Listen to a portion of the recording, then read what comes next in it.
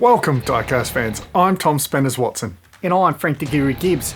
And we've got a hugely packed show for you tonight, so we're going to crack straight into it. As you know, we've been running the weekly competitions for the thumbnail. Congratulations to Widowmaker Run for this week's win. And thank you to everyone that had contributed. There's some really cool pickup trucks that we had submitted for this. Next week it'll be a Mustang. Alright, big news for us. We're finally kicking off the Canyon Outlaws competition. There'll be a video out this weekend to explain what that is. Keep an eye out for that. And What Game Now, or the Tabletop Sports Network, did a great interview with JD Elst on their channel. Have a look at that. It's a monster interview. It's like an hour and a half, but it's got lots of really cool stuff. And of course, the latest Diecast Racing report is out. Okay, we're going to crack straight into the drag racing, and we're going to kick off with Trax Racing. So they did a Real Riders drag race this time round. So this is part of their Season 3 competition, and there was some brilliant races there, and really nice to see some real riders as well. I know there's been a lot of people asking about them and if anybody's racing them. And then Josh over at Rust Belt Racing continued on with the Micro Machines drag racing, and it's a slightly curved track, not strict drag racing, but still a lot of fun to watch. And then Cleveland City Diecast had his drag race series as well. And I just really like this track. He's got some great cameras set up along the track to catch the action and just makes you feel like you're really part of it. G&R Vintage Diecast Racing had their open wheeler competition, and this is 12 lanes of absolute madness. Again, I don't know how he keeps track of all of the different cars and who's winning without going back and reviewing the video, because like it looks like they're really spread out, but when you watch it real speed, it is actually very, very quick. Diecast Draggor had his Friday Night Game Wars, and it was the big finale, and I love this race here where the white Corvette is really doing his best to block out the yellow Corvette, but the yellow one manages to push through somehow and then take the win. It was a brilliant bit of racing, and again I like that open style format for the drag track. Summers Raceway did a 5-pack challenge series, which is quite cool. So it was basically a rip and run style, taking the 5 cars out of the pack, racing them, and then racing them down to the finish. WeRaceDiecast had their exotics competition, and there were some great races. A little bit of dirty play as well. Just watch this white car, just like nails everybody out of his way to take the win. It's just brilliant.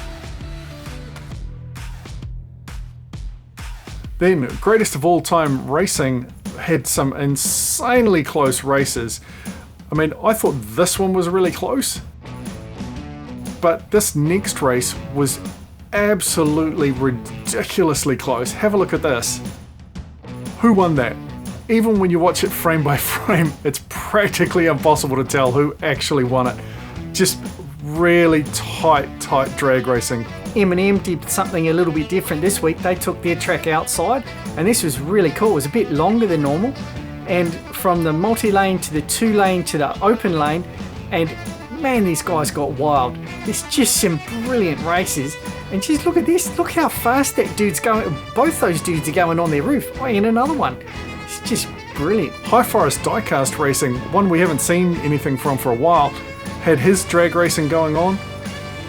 Have a look at that channel if you haven't checked it out yet. Then Wallside Diecast Racing continues on with his championship. And man, this death drop here is so brutal. Look at that, just bouncing off, but look at that Corvette, lands it perfectly, screams off to the finish, and that's how you know you've got a good car and a good driver. And then finally in drag racing tonight, Hawkeye Hollow Diecast did a series. Don't know if you noticed, there was the Flintstones car in there, and that bad boy is way too wide for the orange track and just didn't go anywhere. But a lot of fun to watch, and just straight up drag racing, good length track, really fun to watch. Then into the tournaments, Mike over at RTR Diecast Racing League had his final for the Exotic Series, and this was just an absolutely brilliant race between Galactic Gangster and Philip de Tank. This particular race here, the lead changes 3 times. They come out of the first corner, Philip de Tank's in the lead. Second corner, Galactic Gangster gets the jump on him and then blows it right before the finish, and de Tank slips through for the win. and they were just changing position the whole time. It's absolutely fantastic. Transport Diecast Racing had their final group, I believe, of the Miatas at the Crest qualifying runs, so expect to see those races actually kicking off soon. But interesting to see all these runs, and a good chance for you to go and pick out who you think is going to be the favourite to take it out. Hot Wheels Calgary continues on with all of his daily races. So if you're jonesing for regular races, have a look at Hot Wheels Calgary. They have got tons and tons of content and lots of good racing. I mean, this is a huge track on just quite a small space, but lots of fun. Then Nines Diecast did a 9-pack tournament. Now this track has been extended just recently. We showed it on Trax a couple of weeks back, but really cool to see. He's added in a couple of extra corners. So he goes in from the lanes to the fat track corner there, then the crash racer into another U-bend around, and then down to the finish. So it gives him a little bit more time for racing, more time for overtaking. It's very cool to watch. Indiana Diecast Racing moves on to the semi-finals of the IDR Open, and we like this race here because just watch this Honda Civic out front. He is blazing away from everybody, does a bit of a drift into that corner, comes around, and then for some reason gets his wheel up on the side, gets nailed by the GT40 and hit by every other car, but still makes it across the finish. It was brutal but very cool. Look at that. Everybody did very well to get around him and get to the finish ahead of him. Very impressive bit of driving. And then Poverty Hollow Raceway. So this was one that we put into Trax the other week as well. Great track. Lots of twists and turns and some very cool racing. Alamo City Diecast Racing with the Circuit of Mayhem. This was one that goes through not so much a diorama, but just all this other paraphernalia from different collection sets. And if you actually spend the time to have a look at what's around the track, it's phenomenal what's there. Alley Cat Race Club moved on with their series, and there's some great runs through there. Bit of carnage as they hit those S-bends and the track transitions, but still some good tight races, lots of action there. Mac Mountain ran their live racing, and man, this was a tight race. Look at the speed pickup there and a 360.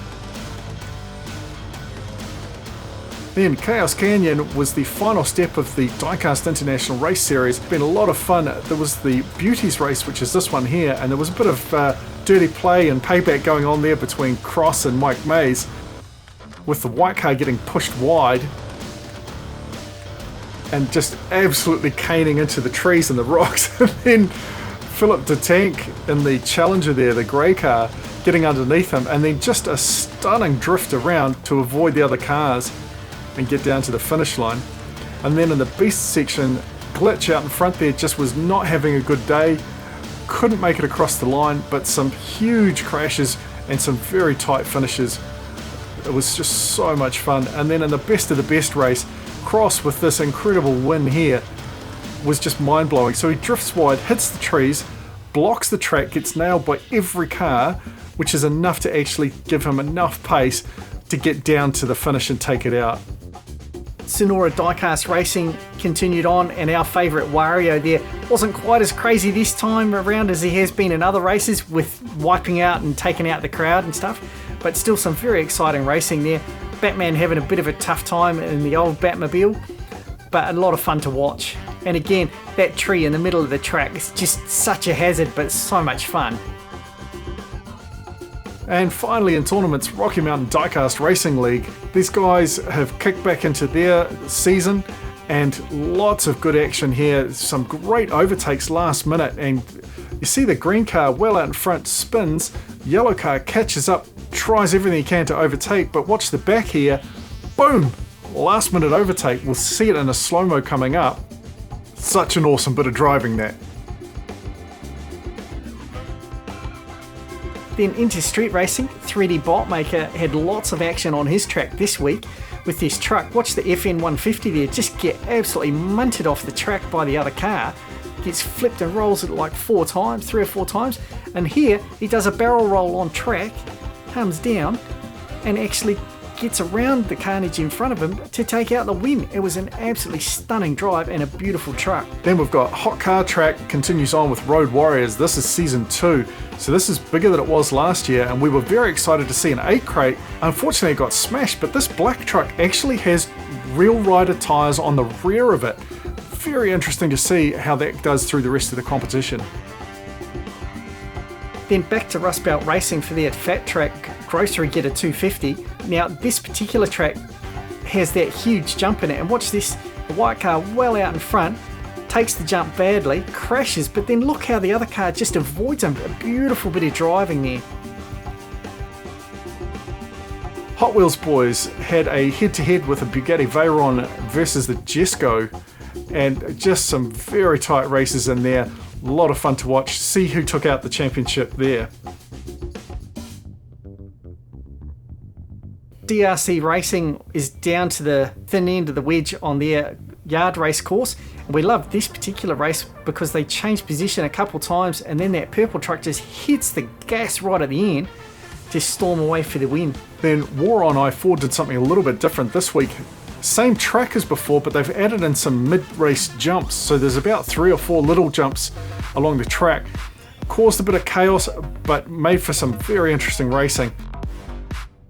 Then Chapman Films had their Halloween special, and I just love this Bone Shaker versus Cyclone, and that Bone Shaker is absolutely beautiful. A lot of fun there. Special events, Big Poppy continued on with the Diecast Olympics basically, and it was round 2 of the Fat Track free-for-all. That is not easy to say quickly, I can tell you. But look at the way too fast, it was well out in front, and then it was an absolute scrap down the final 2 straights.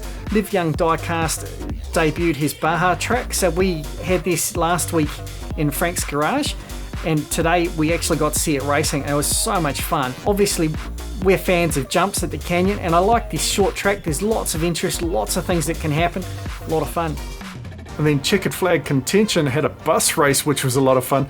Now check this one out. This was the one we chose because this bus just takes everybody out. Anyone tries to overtake him, he just runs them down. It was so funny.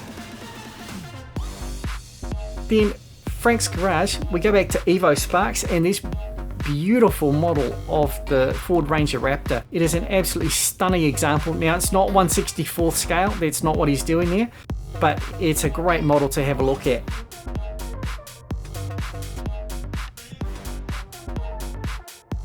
Pacific Rim Speedway is under construction currently. Have a look at the build journal for it over on redlinederby.com.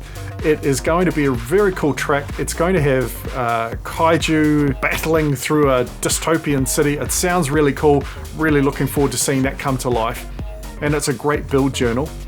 And then the Amigos debuted their new track, so they still have their other raceway, but they're building 2 other tracks, so it should be a lot of fun to see what happens with those. And Crash of the Week, those of you that watched the Canyon race would have guessed this had to be Crash of the Week. Look at Jason Paul in the station wagon in the background here. He comes down, cartwheels, goes for a high bounce and does a full 360 in the air. So there's the 180 cartwheel, a full 360 into another 180, and then lands on the roof of the Way Too Fast. Alright, that has been another huge week for us here at Chaos Canyon.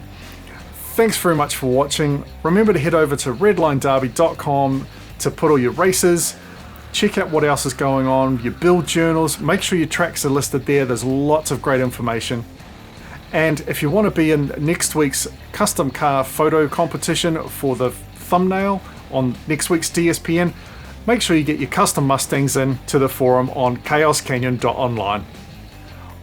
Well, that is definitely enough for tonight.